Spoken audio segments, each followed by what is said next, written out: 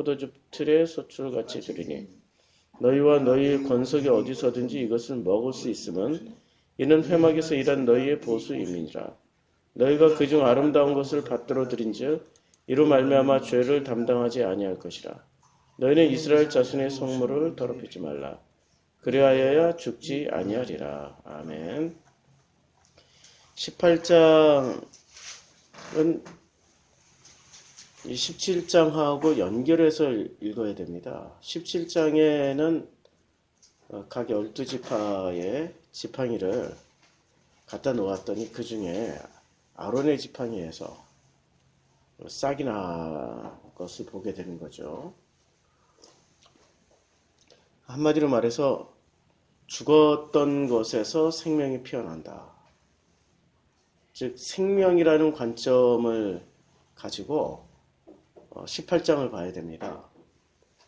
이렇게 17장에 그 생명의 관점으로 18장을 보면은 18장은 전체 생명에 대한 이야기입니다. 그래서 생명이라는 관점으로 보면은 이 18장이 이해가 쉬울 겁니다. 그런데 그 생명에 대한 대전제가 있습니다. 18장 1절이죠. 18장 1절은 여호와께서 아론에게 이르시되, 드디어 여호와께서 아론에게 단독으로 말씀하십니다. 민수기 전체에서 항상 여호와께서 모세에게 이르시되로 시작을 했는데, 그럼 가끔 딱 한 번 여호와께서 모세와 아론에게 이르시되로 시작한 성경이 있지만, 이렇게 단독으로 아론에게 이르시되는 처음 나옵니다. 그래서 여호와께서 아론에게 이르시되, 너와 내 아들들과 내 조상의 가문은 성소에 대한 죄를 함께 담당할 것이요. 너와 내 아들들은 너희 제사장 직분에 대한 죄를 함께 담당할 것이니라. 그러니까 생명의 시작을 대전제를 뭐로 시작합니까? 죽었던 것을 살리는 거죠. 17장에서는 마른 나무 막대기에서 싹이 나고 꽃이 피고 열매를 맺는 그런 놀라운 기적을 보게 되는, 그런데 싹이 나고 꽃이 피고 열매를 맺는 대전제는 죄를 함께 담당을 해야 된다는 겁니다. 성소에 대한 죄를 담당하고 제사장 직분에 대한 죄를 담당해야 그 생명을 피워낼 수 있다라는 대전제로 시작을 하게 되는 게 18장입니다. 죄와 생명을 연결시켰다는 거죠. 우리가 여기서 죄라고 얘기하면은 우리는 흔히 개인적인 죄를 많이 생각을 해요. 개인적인 죄들이 있잖아요. 뭐 거짓말하는 거, 살인하는 거, 뭐 탐심의 죄, 뭐 굉장히 많잖아요. 그런데 여기서는 죄가 굉장히 특이하게 성소에 대한 죄와 제사장 직분에 대한 죄, 성소에 대한 죄, 그다음에 제사장 직분에 대한 죄, 누구누구에 대한 죄. 여기서 중요한 알고리즘은 패턴이 이렇게 됩니다. 누구누구에 대한 죄. 성소 자체가 죄가 있는 게 아니라 누구누구에 대한 죄. 제사장 자체에 죄가 있는 게 아니라 제사장 직분에 대한 죄입니다. 성소를 우리가 성소에 대한 무언가를 하지 않으면 죄가 없는 거예요. 제사장 직분에 대한 무언가를 하지 않으면 죄가 없다는 말입니다. 우리 문장이 굉장히 지금 쉬운,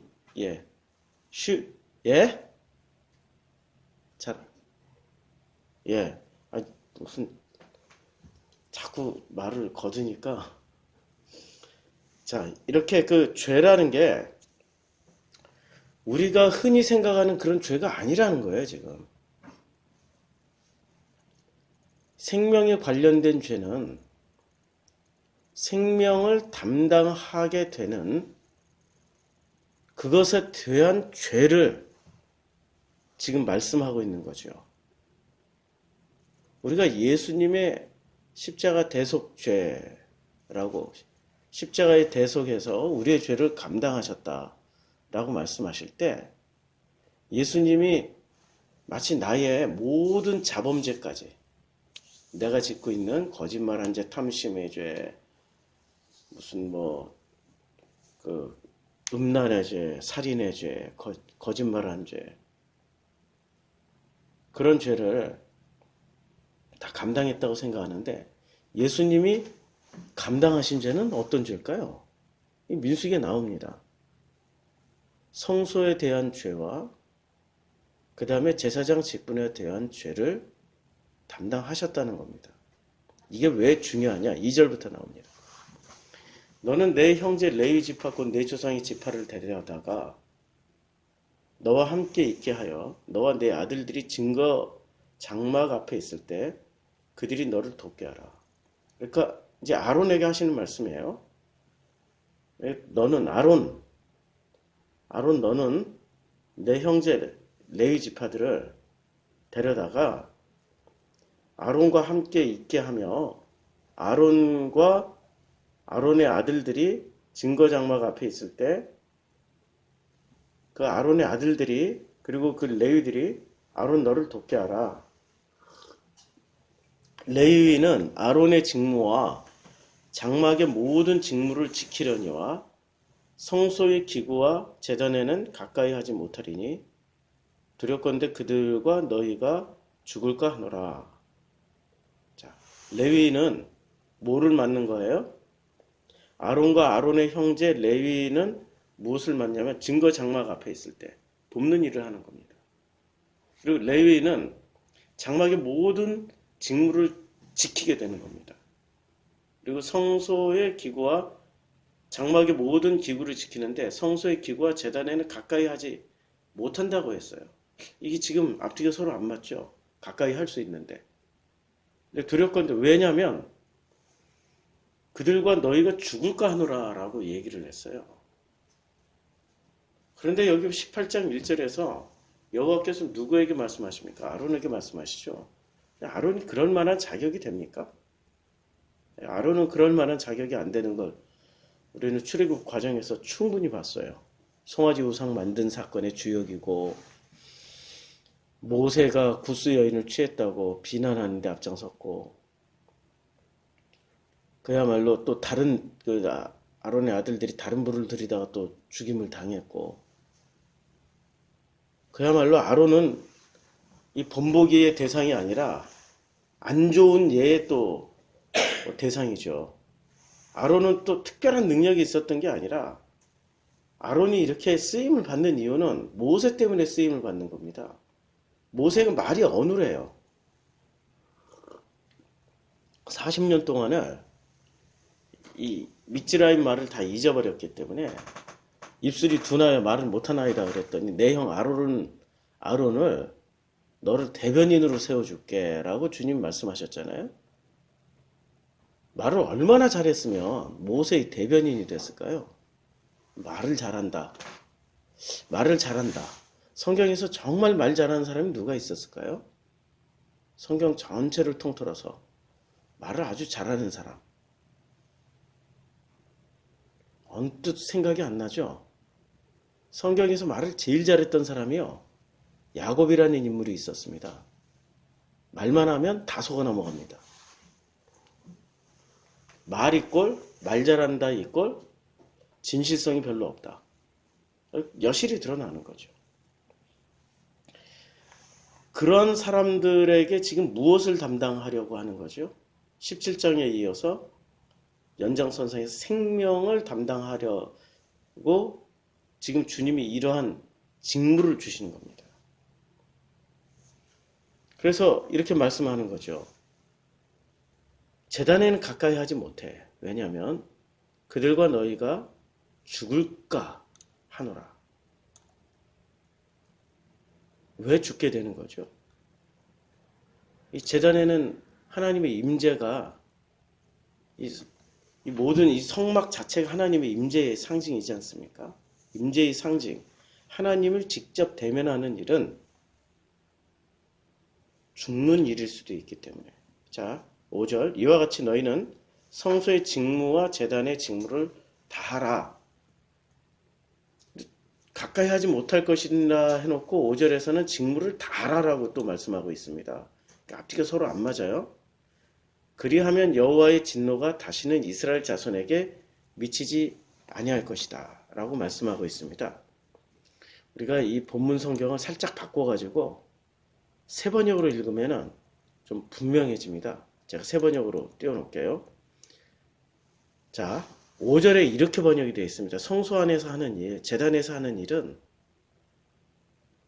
너희만이 할 수 있다 라고 썼어요. 그럼 4절은 어떻게 번역이 됐냐면 지금 개역개정하고 새 번역은 이렇게 달라요. 4절은 그들만이 너희와 함께 할 것이고 회막에서 시키는 일을 할 것이며 장막에서 하는 일은 모든 의식을 도울 것이다.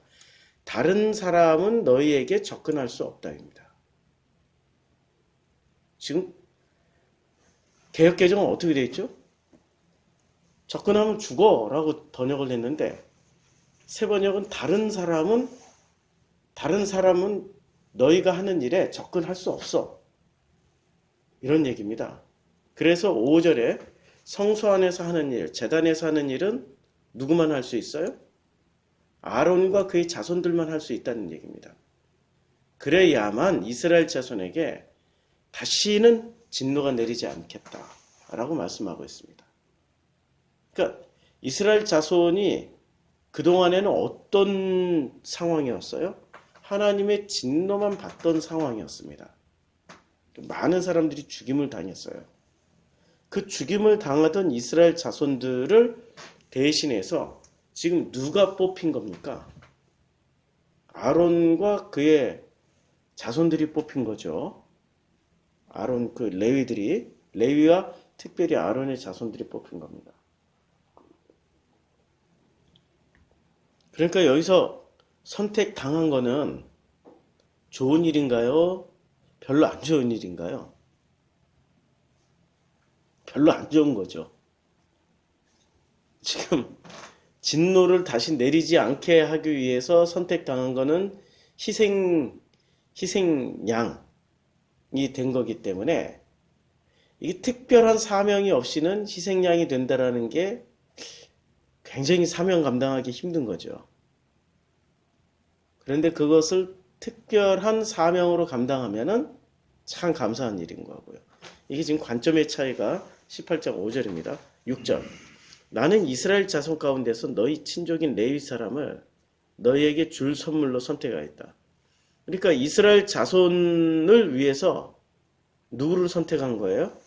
레위를 선택한 거예요. 무엇으로? 선물로. 이스라엘 자손을 위한 선물로 레위를 선택한 겁니다. 그들은 회막 일을 하도록 나 주에게 바쳐진 사람들이다. 하나님이 그냥 그렇게 결정하셨어요. 그럼 막 그렇게 되는 거죠. 하나님이 결정하시면 이유가 없다. 지금 한 절 한 절마다 이게 참 우리의 상식을 뛰어넘는 거예요. 우리는 자기 의지로 제가 하겠습니다. 못 하겠는데요. 이런 기회를 사람들은 가지길 원해요. 하겠습니다. 그래 너 해. 못 하겠는데 하지 마. 이런 그 선택의 여지를 지금 민수기 18장에서 안 준다는 거예요. 그래서 모세와 아론에게 말하던 시스템을 아론에게만 직접적으로 지금 말씀하고 있는 겁니다. 아론이 이 시점이 되면은 아멘 하고 받아들여야 될까요? 평소의 습관대로 그게 아닌데요? 이렇게 나오게 될까요? 평소의 습관대로 그게 아닌데요? 라고 할 수가 없는 거예요. 이미 자기는 죽었어도 몇 번 죽임을 당할 수밖에 없었던 죄인 중에 괴수였기 때문에 그게 아닌데요? 그렇게 안 되는 거죠. 그냥 아멘 하고 받아들일 수밖에 없는 거죠. 누가 그게 아닌데요? 라고 하는 사람들은 스스로 죄 없다라고 하는 사람들이 그게 아닌데요? 할 수 있는 거죠. 스스로 죄 있는 사람들은 이렇게 해 라고 주님이 말씀하시면 아멘 하고 받아들이는 겁니다. 그래서 18장 1절에 어떻게 시작합니까? 성소에 대한 죄와 제사장 직분에 대한 죄를 그 값을 치러야 되는 거예요. 그게 대전제 조건이 돼버린 거죠. 그래서 아론이 찍소리 못하고 아멘 하고 계속 가고 있습니다. 하나님은 일을 이렇게 하시는 거죠.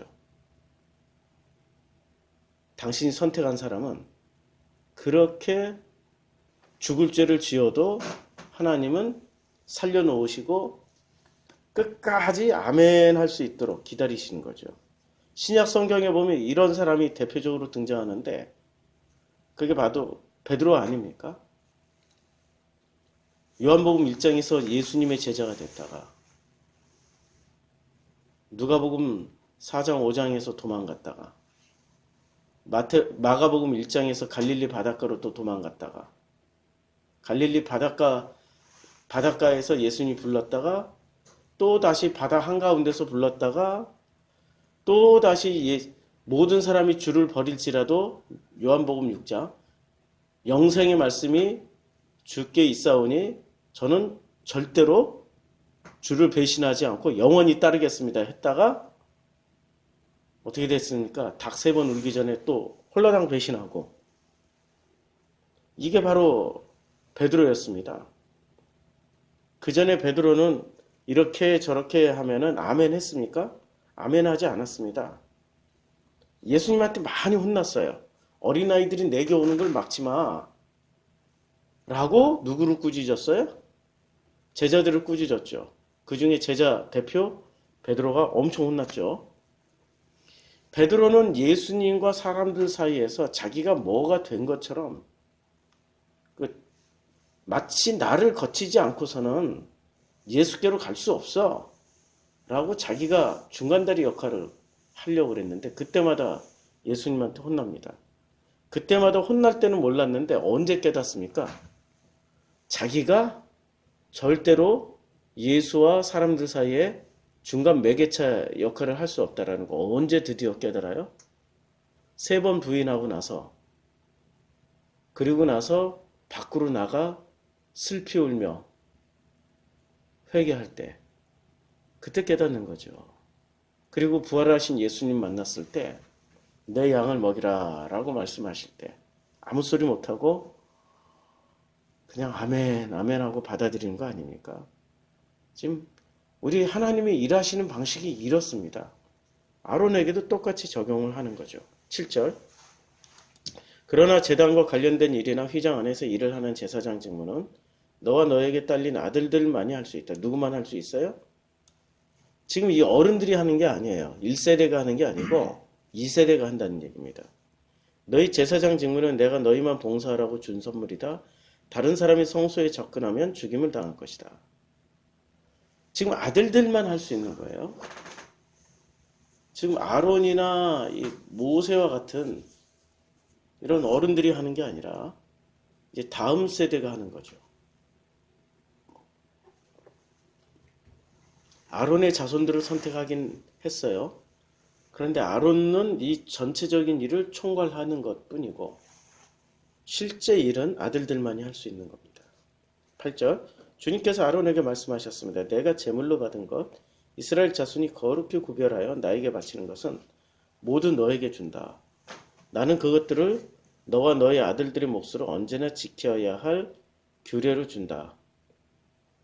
이제 주님이 제물로 받은 것, 주님께 다 바치는 거 아닙니까? 뭐 소나 양이나 이런 헌물들. 이스라엘 자손이 거룩하게 구별하여 주님께 바치는 것은 모두 누구에게 줘요? 아론에게 줍니다. 하나님은 그 제물들을 아론과 아론의 아들들의 몫으로 줍니다. 언제나 이걸 지켜야 될 규례로, 약속으로, 지켜야 될 약속으로 주시는 거죠. 9절 다음은 아주 거룩한 것으로 너희 것이 될 것이다. 아주 거룩한 것들이 누구의 것이 됩니까? 제일 하찮은 것을 주는 게 아니라 가장 좋은 것을 지금 아론과 그의 아들들에게 주는 겁니다.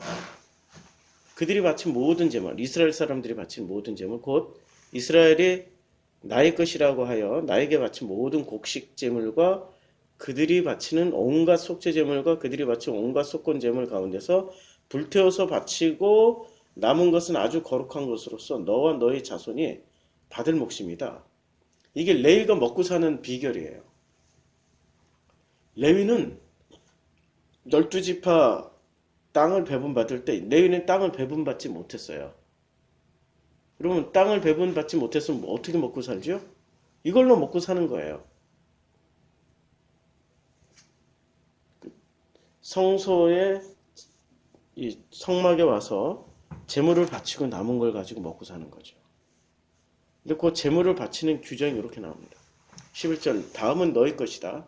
즉 이스라엘 자손의 제물 가운데서 들어올려 바친 것과 그들이 흔들어 바친 것은 모두 너희 것이다. 그것들은 내가 너에게 딸린 아들, 딸들에게 영원한 분깃으로 주었으니 너희 집에 있는 정결한 사람은 모두 그것을 먹을 수 있다. 그러니까 제물을 들어올려서 이렇게 거제 바치고 요제 흔들어서 바친 것은 태우지 않은 거잖아요. 그것은 전부 누가 먹어요? 아론과 그의 자손들이 먹는 거죠. 레위들이 먹는다는 얘기예요. 12절 가장 좋은 기름과 가장 좋은 포도주와 곡식과 그들이 나 주에게 바치는 첫 과일 모두를 누구에게 줘요? 아론과 그의 자손들에게 줘요. 야, 이것만 보면 굉장히 땡잡고 횡재한 것 같죠? 일을 안 해도, 농사를 안 지어도, 사냥을 안 해도 이렇게 먹고 사니까. 대신에 이들은 무슨 일을 하죠? 예, 성소에 대한 일을 하는데 그 성소는 굉장한 위험성을 내포하고 있죠. 죽을까 하노라. 죽임 당할까 하노라. 그리고 다른 사람들이 오지 못하도록 하는 일을 하는 거죠. 왜냐하면 다른 사람들이 오면은 죽임 당하니까 너희들이 대신해서 그 죽을 자리에서 일을 하라는 거예요. 죽을 자리에서 일을 하라. 그래서 죽을 자리에서 일을 하는 레위를 위해서 너희들이 그 몫을 취하는 거죠. 하나님 그 분깃을 주는 거예요. 14절 이스라엘 안에서 나의 몫으로 바쳐진 것은 다 누구의 것? 예, 레위들의 것입니다. 그들이 나 주에게 바치면 사람이거나 짐승이거나 어떤 것이든지 살아있는 것들의 태를 처음 열고 나온 것은 모두 너의 것이다. 그러나 사람의 맞이는 이제 모든 처음 태어나는 것들은 누구의 것이에요? 다 아론과 그의 자손들 레위들 것이에요. 레위들 것인데 심지어는 사람의 첫 것도 다 레위들 것입니다. 그런데 사람의 첫 것은 맞이는 조건이 있어요. 내가 속전을 받고 반드시 어떻게 해야 돼요? 되돌려줘야 됩니다. 그러니까 모든 첫 것들을 다 레위가 데려가면 레위는 인구수가 어떻게 될까요? 기하급수적으로 늘겠죠. 12지파에서 나머지 12지파가 각 집마다 첫째 애들이 태어나면 장남 장녀들은 전부 어디로 보낸다고요? 레위한테 보내야 되는데 레위는 그것을 그 첫 애들을 장남 장녀들을 데려다가 키우는 게 아니라 속전을 받고 되돌려줘야 되는 거예요. 대신에 사람은 속전을 받고 되돌려주고 모든 짐승이나 살아있는 것들의 첫 것들은 다 누구 거예요? 레위 겁니다. 굉장한 의미가 있겠죠? 어떤 의미가 있을까요? 16절 그리고 요게 뒤에 사람은 반드시 속전을 받고 되돌려줘야 되는데 15절 뒤에 부정한 짐승의 맛배도 속전을 받고 되돌려줘야 돼요. 그러면 사람과 부정한 짐승은 속전을 받고 어떻게 해요? 되돌려줘야 되는 거예요. 그러면 사람을 왜 속전을 받고 되돌려줘야 되는 거죠? 부정한 짐승하고 같으니까. 뭐 거룩하고 좋아서 되돌려주는 게 아니고요. 부정하니까. 속전을 받고 되돌려주는 겁니다. 속전이라는 게 이게 그 속건제, 속죄제가 있는 것처럼 돈으로 속전, 돈전자죠. 16절 나에게 바친 것이 속전을 받고 되돌려 줄 것이면 난지 한 달 만에 되돌려 줘야 된다. 속전은 한 세겔당 20게라 나가는 성소의 세겔에 따라 내가 은 5세겔로 정해주어라. 그러니까 세겔당 무게를 정하는 거예요. 그 일정 정도의 한 세겔당 20게라라는 무게가 나가는 그 성소의 세겔로 내야 되는 겁니다. 이 성소의 세겔이 이때는 이제 성소의 세겔이 만들어졌다라는 것은 광야에서 생각을 해보세요. 광야에서 성소의 세겔로 내는데 미즈라임 돈으로 내겠습니까? 미디안의 돈으로 내겠습니까? 광야 자체 내에서 자기네들이 세겔을 주조를 해야 돼요. 그리고 이거는 은으로 만들어야 되는 겁니다. 그러니까 광야에서 은으로 자기네들이 주조를 해야 돼요. 이게 천막만 치고 사는 게 아니라 뭐도 했어요? 만나와 메추라기만 먹고 살았던 그들이 공장 운영을 해야 되는 겁니다. 무엇을 하기 위해서? 최소한 세계를 만들기 위해서. 최소한 이 성소에서 쓰여지는 속전을 하기 위해서 세계를 만들어야 되는 거예요. 이때 과학기술이 들어가 있는 거예요. 그냥 원시인처럼 사는 게 아닙니다. 17절 그러나 암소의 맛배나 양의 맛배나 염소의 맛배는 속전을 받고 되돌려주지 못한다. 그것들은 거룩한 것이다. 자, 속전을 내는 기준이 뭐가 되는 거죠? 부정한 것은 속전을 받고 되돌려주지만 거룩한 것은 첫 것을 무조건 받아서 레위들이 취하는 거죠. 그러면 레위는 거룩한 것의 대표일까요? 아니면 부정한 것의 대표일까요? 거룩한 것의 대표일까요? 부정한 것의 대표일까요? 이게 민수기 3장, 4장에 계속 나오는 장면이 지금 18장에서 또 다시 나오는 거예요. 레위는 부정한 것의 대표죠. 이스라엘 사람들의 첫 것의 대표이니까 3장에 보면. 그래서 1장에서는 이스라엘의 첫 것의 대표가 첫 번째 르우벤이었죠. 그런데 2장에서는 이스라엘의 첫 것의 대표가 르우벤에서 유다로 바뀝니다. 근데 3장에서는 이스라엘의 첫 것의 대표가 누구로 바뀌어요? 레위로 바뀌어요. 그러니까 르우벤에서 유다에서 레위로 바뀝니다. 그러니까 르우벤은 왜 첫 것의 대표가 못 됐죠? 야곱이 마지막 그 유언을 남길 때 너는 내 아비의 침상을 더럽힌 놈이야. 그렇게 분명하게 얘기를 했어요. 이래서 첫 것의 대표가 되지 못했어요. 그래서 유다가 첫 것의 대표가 돼요. 그런데 유다는 누구랑 유다는 자기 아들들이 다 죽자 누구랑 잤습니까? 실제는 자기의 그 며느리하고 잠을 잤지만 그러나 내용상으로는 누구랑 잤던 거예요? 창녀하고 잔 거 아니에요. 그치요? 첫 것의 대표가 되지 못했어요.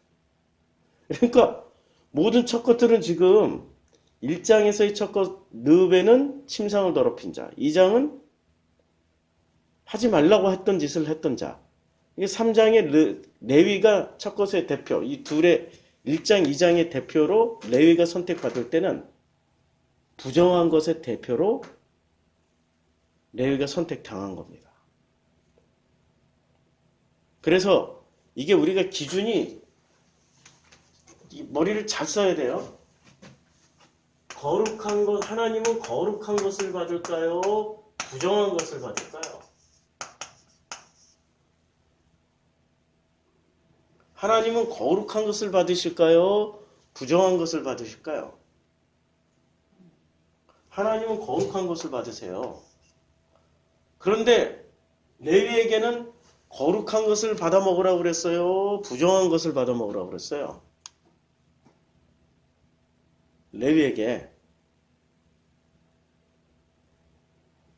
자, 레위가 먹는 거는 지금 7절, 17절에 보면은 거룩한 것을 지금 받아 먹는 거예요. 근데 부정한 것은 어떻게 해야 돼요? 레위가 지금 받는 것은 자 17절에 암소의 맛배나 양의 맛배나 염소의 맛배나 속전을 받고 되돌려주지 못한다. 왜냐하면 그것들은 거룩한 것이기 때문에. 그러니까 모든 첫 것들은 거룩한 것은 레위도 받아요. 근데 부정한 것들은 어떻게 해요? 속전을 받고 되돌려줘요. 자,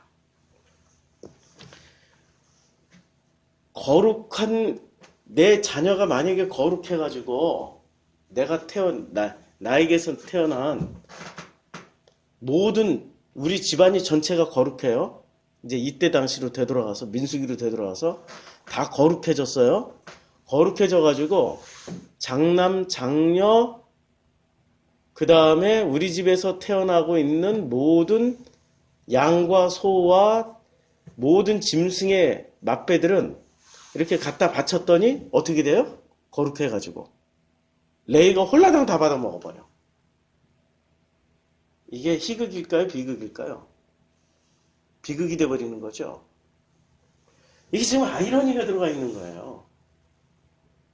하나님은 거룩한 것을 받는데 이 거룩한 것이 어떻게 해야 거룩해져요? 이 변환 과정을 거치는 거죠. 변환 과정에 자 거룩하게 된 짐승은 무슨 일을 하게 되는 거죠? 일단 거룩한 짐승은 제물로 바쳐지는 거예요. 거룩하지 않은 것은 제물도 되지 못하는 거예요. 그리고 거룩한 거는 어떻게 돼요? 제물로 죽임을 당하고 거룩하지 부정한 것은 돈을 받고 안 죽어. 이러니까 이 민수기를 읽을 때, 레위기를 읽을 때, 이 제사 규정을 읽을 때 많이 혼란스러운 거예요. 우리의 고정관념을 많이 깨고 우리의 프레임이 깨져야만이 이걸 볼 수 있으니까. 그럼 거룩한 것들은 어떻게 해야 돼요? 17절에. 그 거룩한 것들의 피는 제단 위에 뿌리고 그것들의 기름기는 불태워 바치는 제물로 불살라져서 나 주를 기쁘게 하는 향기로 나 주에게 바쳐라.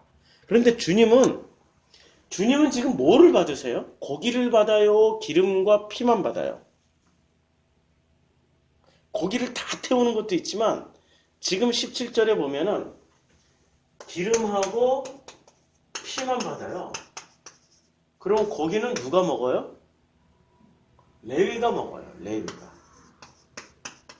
그러니까 실제로 알짜는 레위가 먹고 껍데기는 주님이 취하시는 거예요. 왜 이렇게 할까요? 주님이 레위를 먹고 살게 하기 위해서. 주님은 이 기름을 향기로운 그 연기라고 생각하시는데 옛날에 우리 어머니들이 그러잖아요. 고등어 먹을 때 나는 머리만 좋아해. 그리고 우리 자녀들에게 살이 통통 오른 몸통과 이런 건 다 자녀들에게 주잖아요. 마치 주님이 그런 식인 거예요. 나는 머리만 먹을게. 나는 기름하고 피만 받을게. 이 고기는 레위 너희들에게 먹어. 그러니까 레위는 선택당하는 순간 뭐가 되는 거죠? 주님의 자녀가 되는 거예요. 그래서 먹여 살려준다라는 말씀을 하는 거예요. 근데 레위가 먹고 살기 위해서는 신앙심이 레위가 좋아야 되나요? 이 12지파 나머지 레위를 먹여 살리는 그 사람들이 신앙심이 좋아야 되는 건가요? 그래서 나머지 12지파가 신앙심이 좋아야 레위가 먹고 사는 거예요. 신앙심이 좋지 않으면은 레위가 먹고 살 수가 없는 거예요. 재물을 안 가져오는데 모든 맞이를 첫 것을 안 갖다 바치는데 신앙심이 안 좋으면 안 갖다 바치고 안 줘버리는데. 그래서 18절 그러나 흔들어 바친 거 쭉 넘어가고 이제 시간 때문에 19절 이스라엘 자손이 들어올려 나 주에게 바친 거룩한 제물은 내가 너와 너에게 딸린 아들 딸들에게 영원한 분깃으로 모두 준다. 그러니까 이스라엘 자손들이 바치는 건 이스라엘 자손들이 신앙심이 좋아야 계속 바치는 거죠. 이것은 너와 그러니까 아론 그 레위와 너의 자손을 위하여 주 앞에 대대로 지켜야 되는 소금 언약이다. 소금 언약이라는 거죠. 근데 이 소금 언약이라는 거는 무슨 언약이냐면 소금은 기본적으로 변하지 않는다라는 거죠. 썩질 않아요. 영원할 거란 얘기예요. 소금은. 그리고 이 소금은 하나님 앞에 소제로 드릴 때 소금도 섞어서 같이 드려요. 레위기에 따르면. 이렇게 이 소금을 소제에 섞어서 드릴 때 그리고 화목제로 드릴 때 소금을 섞는데 그는 하나님과 우리와의 관계 사이에 뭐를 넣는 거예요? 소금을 넣는 거예요. 그래서 신약 성경에 주님이 뭐라고 말씀하세요? 만일 소금이 그 맛을 잃으면 어디에 쓸모가 있겠느냐? 밖에 버려질 뿐이다. 자, 제가 질문할게요. 소금이 맛을 잃을 경우가 있습니까? 실제로? 없어요. 소금은 아무리 놔둬도 소금은 절대 짠맛을 잃지 않아요. 근데 어떻게 소금이 맛을 잃을 수 있을까요?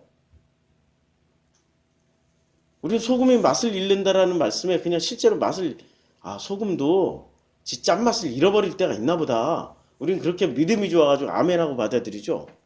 그런데 아멘하고 받아들이지만 소금은 자연, 과학상, 과학으로 보더라도 절대 그 맛을 잃지를 않아요. 만약에 소금이 맛을 잃으면 어떻게 돼요? 소금 언약 자체가 불가능해지는 거죠. 소금이라는 속성 때문에 소금은 영원 불변하기 때문에 소금 언약이라는 단어를 쓰는 건데 소금 언약을 맺을 수 있는 거고 소금이 맛을 잃으면 소금 언약이 성립이 안 되는 거죠. 그러니까 신약 성경에서 예수님이 만일 소금이 맛을 잃으면 길가에 버려진다. 그 짠맛을 잃으면 이 말씀은 무슨 얘기일까요? 소금 언약이 깨졌다는 얘기예요. 소금 언약이 깨지면 어떻게 됩니까? 소금이 길가에 버려지는 거예요. 그럼 소금 언약이 깨진다라는 것은 무엇이 깨졌다라는 거예요? 두 가지가 되죠. 첫째는 거룩한 쪽에서 보면 하나님과 레위와의 언약이 되는 거고요. 부정한 쪽으로 보면은 사람이 누구죠? 12지파 대 레위와의 관계가 되는 거예요. 그쵸? 그래서 맛을 잃는다라는 것은 이 두 가지가 다 깨져야 맛을 잃는 거예요. 레위와 하나님과의 관계가 깨진다든지 그 다음에 12지파가 자기가 신앙심이 안 좋아져가지고 레위에게 10분의 1을 안 갖다 줄 때 모든 마지를 거룩한 것을 안 갖다 줄 때 그때 계약이 깨지는 거예요. 만약에 12지파가 레위에게 안 갖다 줘요. 그런데 하나님과 레위와의 관계는 계속 지속돼요. 그럼 깨진 건가요? 안 깨진 거예요. 안 깨진 거예요. 그런데 12지파와 레위와의 관계는 계속되는데 하나님과 레위와의 관계는 깨졌어요. 그러면 이거 깨진 건가요? 유지되는 건가요? 이럴 경우는 머리를 많이 써야 되죠. 이럴 경우에는 역사 안에서 보면 돼요. 솔로몬 성전을 뭐로 지었어요? 다듬은 돌로 지었죠. 하나님과 레위와의 관계가 어떻게 됐어요? 깨졌죠. 깨졌는데도 불구하고 하나님이 어떻게 유지를 시켜줘요? 끝까지 유지시켜줘요. 우리가 하나님과의 관계를 깨더라도 하나님은 어떻게 돼요? 하나님은 우리를 선택하는 순간 이렇게 잡아요. 이렇게. 우리가 산에 가면 사람들 뭐 바위에 오르고 그럴 때는 이렇게 손잡고 이렇게 올려준다고요. 이렇게 손잡아 하면서. 근데 이렇게 잡으면 어떻게 되는 줄 아세요? 한 사람이 힘이 없어서 딱 놓으면 어떻게 돼요? 쭉 미끄러져서 떨어져요. 그래서 전문 산악인들은 만약에 로프가 없으면은 이렇게 손바닥을 안 잡고 손목을 이렇게 잡아가지고 손목과 손목끼리 잡아서 끌어올리는 거예요. 손목과 손이. 한 사람이 놓더라도 한 사람은 손목을 잡고 이렇게 딱 걸려 있잖아요. 그렇죠? 우리 주님이 이렇게 잡으신다니까요. 누구를? 구약에서는 레위를, 신약에서는 이 소금 언약을 맺은 우리들과. 할렐루야죠. 할렐루야예요. 절대로 안 놓으신다는 얘기예요. 그래서 이 소금 언약을 알아야 그 소금이 맛을 잃으면이라는 그 말씀의 의미를 알게 된 거죠. 소금이, 그러니까 이 두 가지가, 소금이 맛을 잃기가 쉽나요?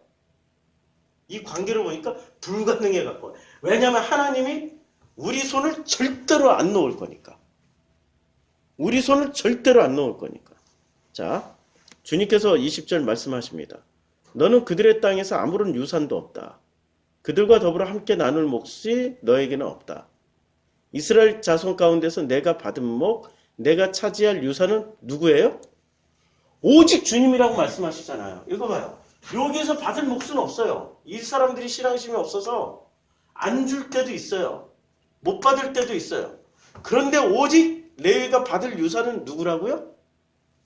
하나님만 받는 거예요. 너희들이 받을 유산은 바로 나야.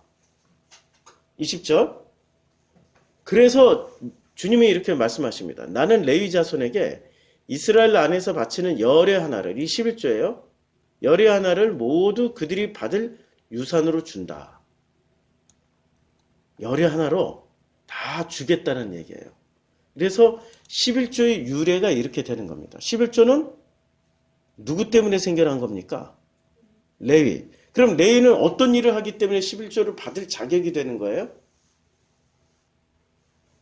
12지파의 모든 첫 것의 대표이자, 그리고 그들이 하나님을 대면하면 죽으니까 대신해서 대면해주는 대가로 하나님이 주는 거예요.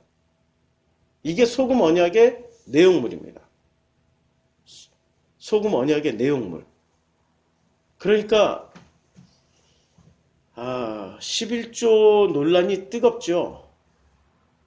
워낙에 11조를 이 기독교가 잘못 사용해가지고 11조 논란이 중심에 서 있단 말입니다. 근데 11조의 기원은 이렇게 되는 거예요. 생명값입니다.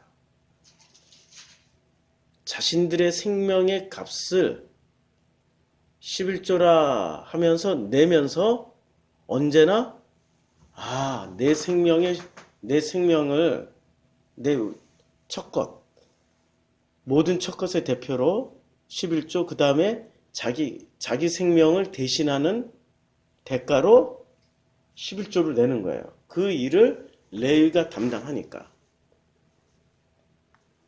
그래서 회막일은 22절부터 이제부터 이스라엘 11조를 받는 레위들이 이제 이스라엘 자손은 회막에 접근해서는 안 돼요. 성막에. 그렇게 하면은 그 죄값을 지고 죽게 될 거예요. 그 18장 1절이 대전제죠. 성소에 대한 죄, 제사장에 대한 죄. 그래서 23절 성막일은 레위 사람들이 한다. 이것을 어긴 죄값은 레위 사람들이 진다. 모든 죄는 누가 다 져요? 11조가 그러니까 11조가 대단한 지금 대가 지불을 하는 거예요. 만약에 이스라엘 사람들이 성막에 막 함부로 갔어요. 그럼 이스라엘 사람도 죽지만 누구도 죽어요? 레위도 죽어요. 이것은 오고 오는 세대에 언제나 지켜야 될 율례다. 이게 바로 소금 언약이에요. 소금 언약에는 반드시 뭐가 들어가 있어요? 이 관계, 하나님과 레위와의 관계, 12지파와 레위와의 관계를 염두에 두고 이 12지파가 어기면 누구도 죽어요? 레위도 죽고 레위가 어기면 12지파도 죽어요. 이런 상관관계가 형성되어 있고 이래서 레위에게 반드시 하나님이 이 12지파에게 의무를 하나 줬어요. 11조를 내라. 레위는 그것을 받아서 그걸로 생활을 해라. 왜냐, 땅도 아무것도 지금 안 주니까. 땅도 20절에 얘기를 했잖아요. 너는 레위는 그들의 땅에서 아무런 유산도 없고 함께 나눌 목도 없고, 그래서 거꾸로 이스라엘 자손이 받은 데서 그 10분의 1을 내야 돼. 그것은 누구의? 그 레위가 차지할 유산은 누구기 때문에? 바로 하나님이기 때문에. 그러니까 레위는 11조를 받는 목적이 뭐예요? 다른 지파는 땅으로 유업으로 다 확인을 하는데 레위는 11조를 받는 이유가 땅 대신에 유업 대신에 뭐를 받아요? 하나님만 받는 거예요. 하나님만 받기 때문에 다른 지파가 11조를 주는 거예요. 이제 좀 이게 11조의 기원을 얘기하는 굉장히 중요한 얘기예요. 이렇게 11조를 받는 레위는 겉으로 보기엔 되게 행복하죠. 땅을 일굴 필요도 없고 농사를 지을 필요도 없고 그냥 주는 거 받기만 하니까. 그런데 자세한 내용으로 들어가서 보면은 이 소금 언약에 뭐가 들어가 있다고요? 생명, 목숨이 들어가 있다는 거예요. 목숨이. 그래서 이제 또 쭉 넘어가가지고 26절 레위 사람에게 말하여라. 너는 그들에게 일러라.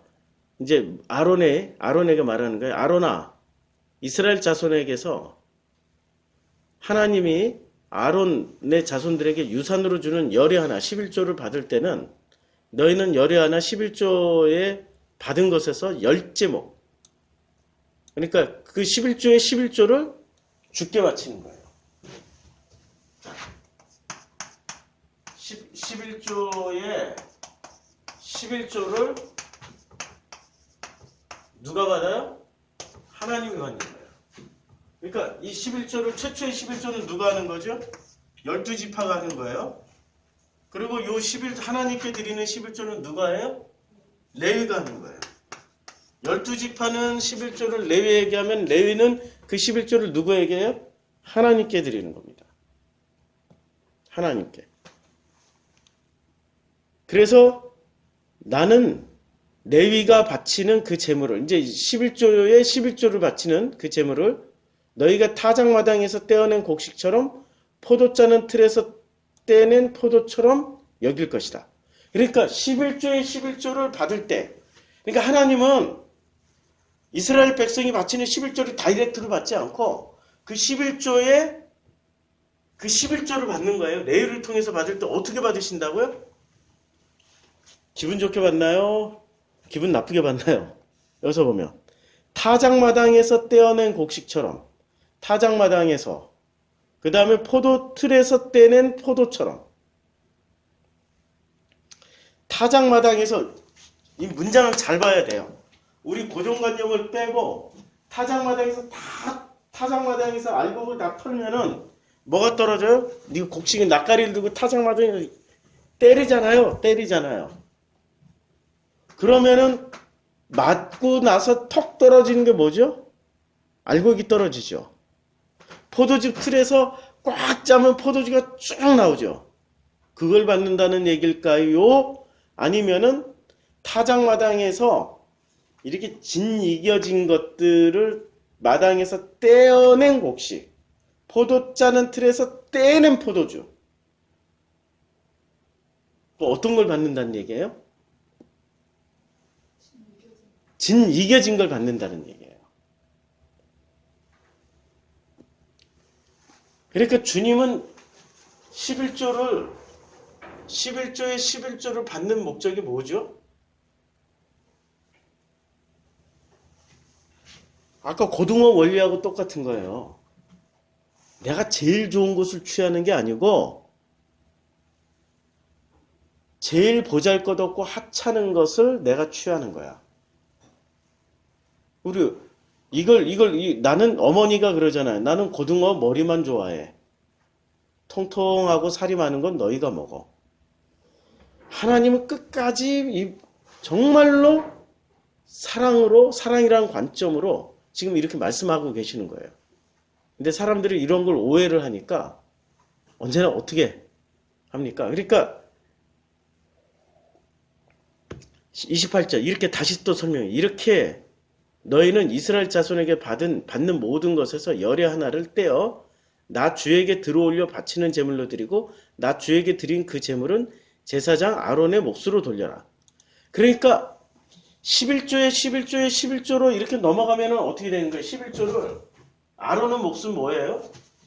레위는 12지파가 바친 11조를 받고 아론은 하나님께 드린 레위의 11조 중에 11조를 받는 거예요. 아론은. 그런데 이걸 거룩하고 잘 좋은 것으로 받는 게 아니라 주님은 언제나 기름이나 피를 받고 11조 중에 11조를 타작마당에서 떼어난 것처럼 딱 붙어있는 것. 포도즙 틀에 붙어있는 그것을 떼어난 것처럼 주님은 받으신다는 거예요. 근데 실제로는 제일 좋은 게 건너가겠죠. 그런데 주님은 이 원리가 뭐죠? 이렇게 하는 원리가 사랑이라는 거예요. 11조도 12지파가 11조를 드릴 때도 사랑으로, 그리고 레위가 아론에게 11조, 하나님께 11조를 바치는 것도 사랑으로. 근데 주님은 그 사랑으로 거꾸로 제일 좋은 것을 취하는 게 아니라 제일 안 좋은 걸 취하고 통통하게 살이 오른 고기를 백성에게 준다는 거예요. 레위에게 주고. 이 이상 어떻게 더 설명하게 되지? 저는 머릿속에서 개념이 이해가 됐는데 우리 듣는 성도님들이 이해가 되십니까? 예, 아멘. 자, 그래서 29절 너희는 주의 몫으로 너희가 받는 모든 가운데서 가장 좋고 가장 거룩한 부분을 들어올려 바치는 제물로 모두 바쳐야 된다. 이제 이 장면이 이해가 되는 거죠. 이 장면이 이해가 되는 거죠. 자, 30절 너는 또 그들에게 말하여라. 너희가 가장 좋은 부분을 들어올려 바칠 때 나는 그것을 레위 사람 타작마당이나 포도 짜는 틀에서 나온 것을 바치는 것처럼 여길 것이다. 그러니까 가장 좋은 것을 주님은 주시지만 당신이 받을 때는 언제나 이런 심정으로 어머니가 우리를 사랑해서 고등어에 나는 머리만 좋아해. 나는 꼬리만 좋아해. 이렇게 말씀하시는 것처럼 그렇게 취하시겠다라는 거예요. 그 나머지는 너희와 너희 집안 사람이 어디에서나 먹어라. 그것은 너희가 회막에서 하는 일에 대한 보수이기 때문에 어디서든 먹어도 된다. 죽음의 대가예요. 32절 가장 좋은 부분을 들어올려 바침으로써 너희는 이 일에 죄를 짓지 아니할 것이다. 가장 좋은 부분을 들어올려서 그래서 너희는 이스라엘이 바친 거룩한 제물을 더럽히지 않도록 하여라. 그래야만 너희가 죽지 않는다. 그러니까 거룩한 제물을 더럽히지 않는 게 어떤 거죠? 가장 거룩한 것을 먹는 거예요. 주님은 기름과 피를 받으시고 그 다음에 포도즙 틀에서 딱 붙어있는 거 떼어서 드시고 실제 내용으로 가장 거룩한 것으로 줄 때 자 보세요. 지금 아론에게 말을 하는데 아론이 심정이 어떤 심정이에요? 도망갈 진퇴양난 아닙니까? 이 정도까지 왔으면 죄 중에 죄를 지었고 죄 중에 죄를 지었는데 그런데 하나님은 거꾸로 어떻게 해줘요? 원수의 머리 위에 숯불을 올려놓는 일을 하는 거예요. 정말로 가장 좋은 것으로 주는 거예요. 우리 어렸을 때 그냥 뭔가를 엄청 잘못했어요. 집에 들어가면 무지무지하게 혼날 것 같아. 두드러 맞을 것 같아. 그냥 두드러 맞는 게 아니라 죽도록 맞을 것 같아. 그럴 때 그냥 정말 진짜 이거 어떻게 하지? 이거 죽을 것 같은데 어떻게 하지 하면서 겨우 이렇게 들어갔는데 예상과 달리 엄마가 아무 말 하지 않고 왔어? 이렇게 더 사랑해주고 더 품어주면 어떻게 될까요? 어휴, 다행이다. 아이고, 안심이다 하고 이렇게 넘어가나요? 아니면 그냥 자기도 모르게 서름이 복받쳐서 눈물을 펑펑 쏟을까요? 지금 그 장면이에요. 지금 18장 전체는 너희는 죗값을 치러야 돼 라고 말씀하시지만 그 죗값을 어떻게 치러요? 끝까지 사랑으로 돌려줘요. 그 사랑으로 돌려주는 것을 소금 언약이라고 해서 영원히 변하지 않을 거야 라고 지금 말씀하시는 거예요. 이게 지금 레위의 모습이 누구의 모습이에요? 내 모습이란 말이에요. 나의 모습이에요. 나 같은 죄인의 모습이라고요. 근데 나 같은 죄인을 어떻게 해주셔요? 끝까지 품고 사랑해 주세요. 그리고 나 같은 죄인이 이제는 주님 아무 자격이 없지만 주님이 원하시는 주님이 부르셔서 감당하시라고 하는 그 일을 감당하겠습니다. 그리고 주님을 향해서 한 걸음 앞으로 나섰을 때 어떻게 해요? 먹고 사는 거 걱정하지 마. 내가 너희들을 먹을 그 땅에 분깃도 없고 유업도 없고 받을 건 아무것도 없어. 그렇지만 이 사람들 12지파를 통해서 11조를 가지고 너희들을 먹여 살릴 거야. 그리고 그 11조를 받은 거 가지고 11조 중에 11조를 하나님이신 이제 주님이 말씀하시는 거예요.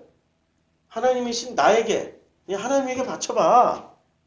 그러면은 이 언약은 계속 유효하게 돼.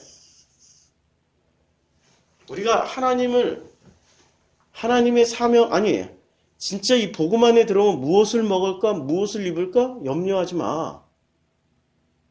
그건 이방인들이라고 하는 거고 너희가 복음 안으로 들어오면은 무엇을 먹을까 무엇을 입을까 걱정하지 마. 어떻게 해준다고요? 먹여 살려준다는 약속이에요. 이게 소금 언약이에요. 그런데 복음 안에 들어왔다라고 하면서도 끝까지 노심초사 뭐 가지고 우리가 염려, 근심, 걱정을 다 합니까? 먹고 사는 문제. 소금 언약이라니까 지금 소금 언약으로 우리랑 언약을 맺어주신 거예요. 그리고 내게 들어온 것에 내가 들어온 게 이게 11조구나. 내가 받았구나 11조로. 이게 11조를 누가 받아요? 교회 다니는 우리 성도님들이 받는 거예요 지금. 레위가 받듯이 우리가 받으면 그 받은 것이 그 11조 중에 11조를 주님께 드리는 것 뿐이에요. 먼저 11조를 누가 받아요? 내가 받고 그 다음에 그 11조를 주님께 드리면 되는 거예요. 근데 이 11조의 원리는 뭐라고요? 18장 1절에 성소에 대한 죄와 제사장의 직분에 대한 죄. 그리고 이 죄는 무엇 때문에? 죽었던 우리가 마른 나무 막대기 같았던 우리에게 싹이 나고 꽃이 피고 열매를 맺게 하기 위한 방식으로 17장, 18장이 쓰여진 거예요. 우리는 본래 죽은 생명들이었단 말이에요. 근데 우리에게 싹이 나고 꽃이 피고 열매를 맺게 하기 위해서 하나님이 이 모든 순환 사이클, 생명의 사이클을 이렇게 설명하신 거예요. 소금 언약으로. 11조. 이렇게 설명하신 겁니다. 여기까지 이 굉장한 이 개념을 이게 사실은 수십 번에 걸쳐서 해야 될 내용인데 짧은 시간 안에 하려니까 저도 지금 많이 여기까지 막은 안 치는데